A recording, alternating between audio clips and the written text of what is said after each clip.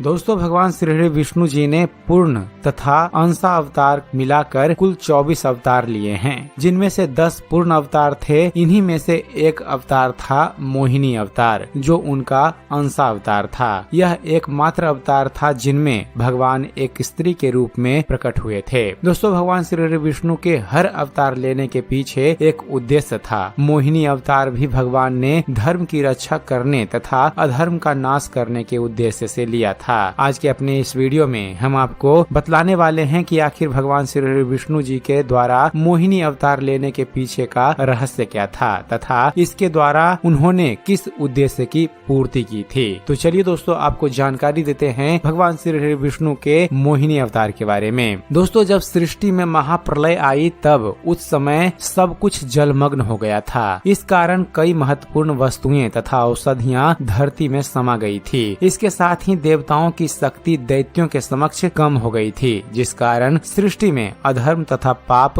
बढ़ गया था। इसके लिए भगवान विष्णु ने देवताओं को समुद्र मंथन करके अमृत तथा अन्य अनमोल रत्न प्राप्त करने का आदेश दिया। इसके लिए दैत्यों की भी सहायता ली गई। इस मंथन के द्वारा वे सभी बहुमूल्य रत्न पुनः प्राप्त हुए, किंतु जब अमृत कलश निकला तब दैत्यों ने छल से वह कलश भगवान धन्वंतरी के हाथों से छीन लिया। देवताओं ने दैत्यों से अमृत कलश पाने के बहुत प्रयास किए, लेकिन वे उनके सामने निर्बल थे। इसलिए थक हार कर वे भगवान श्री विष्णु की सहायता मांगने पहुँचे। जब भगवान श्री विष्णु को यह ज्ञात हुआ कि अमृत कलश दैत्यों के हाथ लग गया है तो वे चिंता में पड़ गए, क्योंकि यदि दैत्यों ने वह अमृत पी लिया होता तो स्वयं उनके लिए उनको मारना असंभव हो जाता। यदि दैत्य हमेशा के लिए अमर हो गए होते तो भगवान का भय समाप्त हो जाता। इस कारण सृष्टि में पाप, अधर्म तथा अराजकता हमेशा के लिए व्याप्त हो जाती तथा भगवान का कोई औचित्य ही नहीं रहता।